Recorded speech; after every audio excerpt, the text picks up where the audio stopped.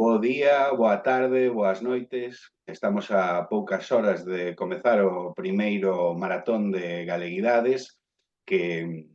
que facemos para a Diputación da Coruña.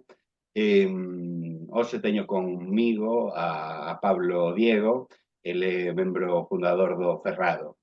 O Ferrado chamou moito a atención do IGADI no ano 2022, cando naceu, porque apareceu pois no medio dunha constelación como de novos asentes con características digitais que se comunicaban, digamos, con ambicións internacionais desde a diáspora, tentando artellar pois unha presencia galega no mundo da internet pois do ano 2024. Por iso que durante o Maratón de Galeguidades, así como agora temos esta entrevista con Pablo, pois hai xente de distintos podcasts, de distintas novas formas de organización da diáspora galega, pois que van a aparecer ao longo do maratón. Así que, sin máis, Pablo, quería te preguntar que foi o que vos levou a fundar o Ferrado, digamos, con estes obxectivos, como, para que... Bueno, primeiro de todo, Daniel, moitísimas grazas tanto a ti como para o IGADI por contar connosco. É un placer participar hoxe do Maratón de Galeguidade, unha iniciativa que consideramos que é unha maravilla para o país e para artellar toda esa emigración e toda esa diáspora galega que é infinda e que está nos 5 continentes alrededor de todo o mundo. Entón, pois sí, efectivamente, eu son o presidente da revista cultural de intereses galegos O Ferrado. A entrevista xurdiu porque eu crieime na Boa Vila, en Pontevedra, e tive na sorte de ter prácticamente o mesmo grupo de amizades dende que fun ben novo. Acudimos ao Colexio Crespo Rivas de Campolongo, dali fomos o Colexio de Campolongo e despois o Sánchez Cantón. E bueno, falando cos meus amigos sempre chegábamos á mesma, cando xa íamos un pouquiño máis maiores, na época da adolescencia, 16, 17 anos, comezamos a interesarnos moito pola política, era un momento, eu creo que moi activo na política española, o 15M, o xurdimento das novas asociacións como Podemos, Ciudadanos, o movimento que había aquí na vila de Pontevedra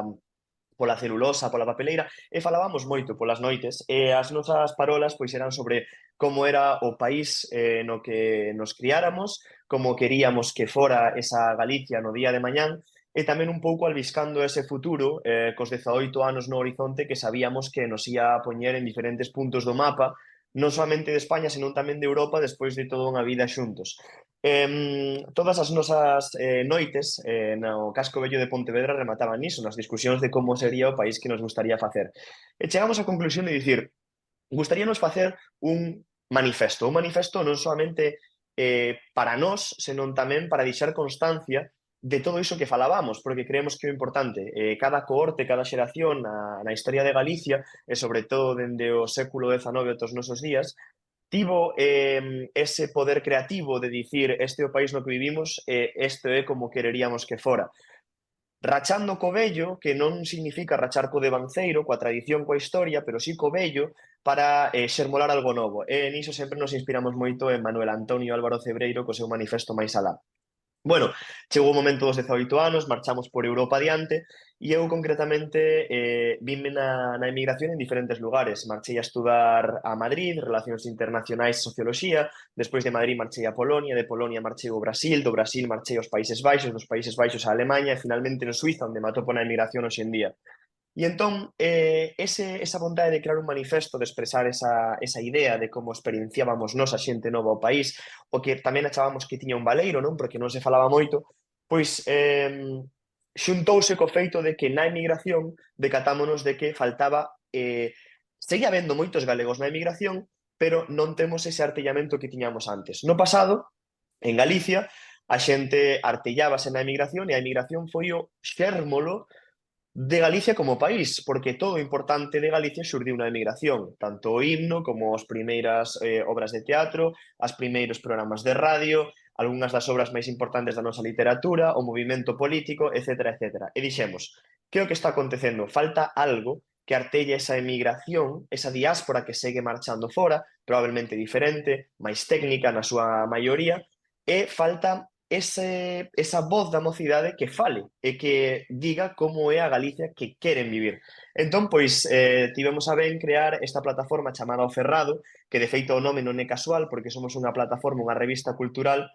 independente e plural, nada tanto en Galicia como na emigración, que pretende por un lado, amosar esa visión que ten a mocidade galeguista sobre o país de maneira plural, por iso é o Ferrado, porque o Ferrado non mide igual en Cervo que en Soutomaior, varía moitísimo, e aí as diferentes medidas ideolóxicas coas que traballamos, todas enmarcadas no galeguismo, pero todas válidas para nós, e tamén artellar todos eses centros galegos que existen xa non nun lugar físico, senón nun lugar virtual que sería a rede.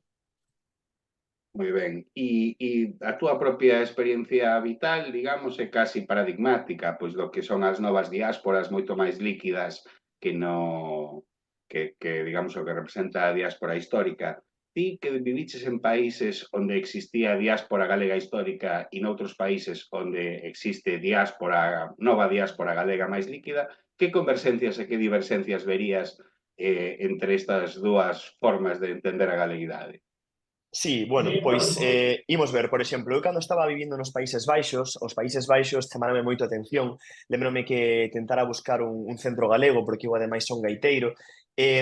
chamaba por teléfono e dicíame os homes, bueno, é unha mágoa, un home cunha voz quebrada duns 90 anos, dicíame unha mágoa, cando eu cheguei a este país hai 70, 80 anos, aquí había 4 centros galegos e un centro español, hoxe todo eso desapareceu, pero a min parecíame moi chamativo, porque eu tiña amigos galegos e galeguistas, que eran do barco de Valdeorras, de Melide, da Coruña, que estaban vivindo en Holanda, pero que probablemente non tiñan esa necesidade de ter un lugar. Unha cousa moito máis líquida, non? Que probablemente hoxe en día se represente mellor pois en quedadas, en bares para ver o Deportivo, Celta de Vigo, para falar de cuestións políticas, quedando nos consulados ou nas embaixadas para emitir o voto, etcétera, etcétera.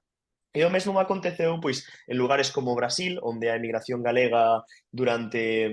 a segunda metade do século XX foi tremenda, das cales prácticamente xa solamente quedan ou centros onde os xubilados van botar a partida, recibir algún tipo de paga como acontece no centro da Habana, é unha placa que lembra o que foi e o que xa non é. Pero tamén houbo moito troco con respecto de cando me mudei para a Suiza. Levo xa 3 anos vivindo en Suiza e en Suiza vivín unha emigración galega que eu non sabía, pero que daquele era moito de escritos de persoas como Xosé Neira Vilas, mesmo Castelao, ou mesmo a miña familia por parte de pai que se veu na obriga de emigrar para Venezuela, que era esa dicotomía entre eses centros galegos que teñen unha visión máis política revista e eses centros galegos que teñen unha visión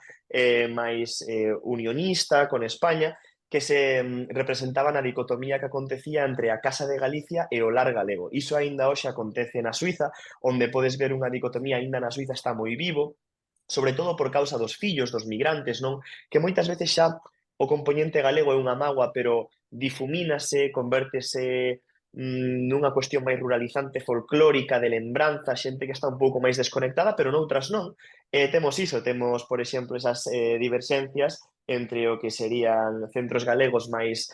patrióticos, as revistas galeguistas, e centros galegos, bueno, pois que móvense mellor en sintonía dunha visión autonomista dentro da Galicia en España. Pero aínda así está moi vivo, por exemplo, en Suiza facemos tropecentos mil actos, é incrível atoparse no medio dos Alpes, en vilas como Tabanes, que a xente sega falando galego, barriadas enormes de galegos, miles de persoas vestidas de galegos en carballeiras, grupos folclóricos de baile, danza, música tradicional. Eu mesmo como gaiteiro reunímonos para cantar a Susubamonde, a recitar poemas de Celso Emilio Ferreiro, e todos os anos pois celebramos as nosas letras, o San Xoán, e temos a persoas que viaxan dende Galicia para a Suiza, e sempre é moi emocionante porque, bueno, atopámonos con ese sentimento da emigración que é moi complexo, é un sentimento da pregunta eterna de cando marchas, aquí e alá, xente que está desnaturalizada dun lugar e de outro, pero que nunca se esqueceu das súas raiceiras e que segue traballando moito a prol de Galicia, que elevan no corazón e da que nunca se esquecen. Son maneiras diferentes de experienciar a emigración, pero todas válidas e todas creo que moi fermosas para o noso país. E de toda esa experiencia vital e personal, máis tamén da que saides acumulando co Ferrado, si pensas no obxectivo de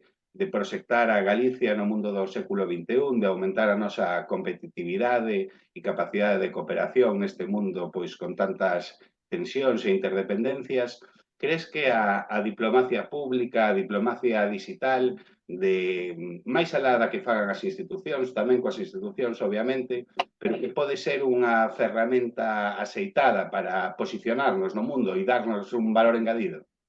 Sen dúbida. Bueno, eu o que aprendín nos meus anos da emigración, o primeiro de todo é que Stefan Morling, o antropólogo, estaba no certo cando dicía que Galicia non era a fin do mundo, senón o centro do mar. Eu creo que temos unha posición privilexiada nas relacións internacionais, no mundo multipolar e multilateral que temos hoxe en día, e temos que facernos valer ainda máis en institucións como a Unión Europea. Somos a primeira potencia pesqueira do mundo e temos o deber histórico de converternos na ligazón entre América e Europa. Eu creo que a diplomacia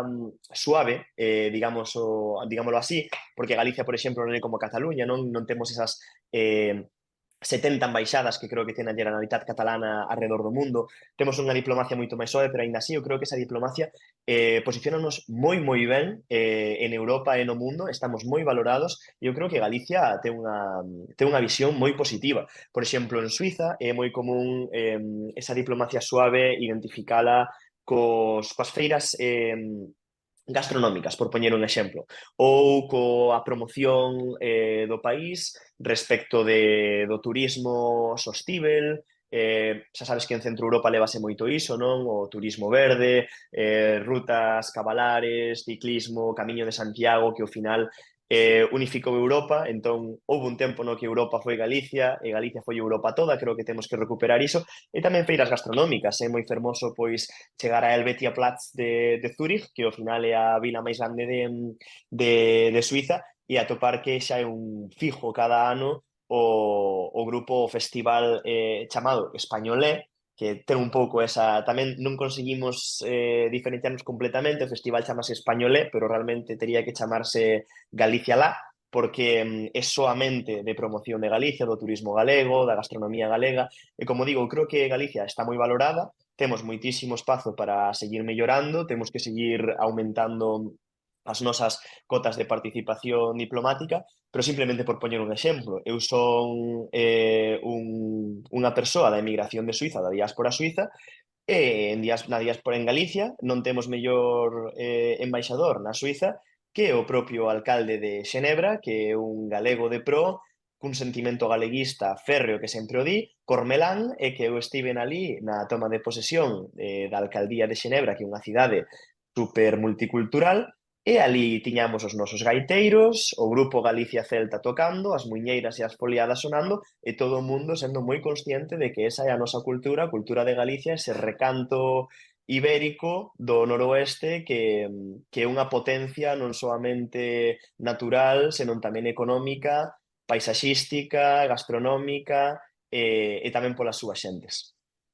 Moitísimas grazas, Pablo. Sei que o día 25 vas a estar en Galicia celebrando o Día Nacional. Agardo que teñas boa viaxe e nada, un saúdo para Suiza. Moitas grazas, Dank Filmal, e aquí seguiremos traballando polo país. E o día 25 vémonos no Día Nacional de Galicia. Ali estaremos. Moitísimas grazas a vos.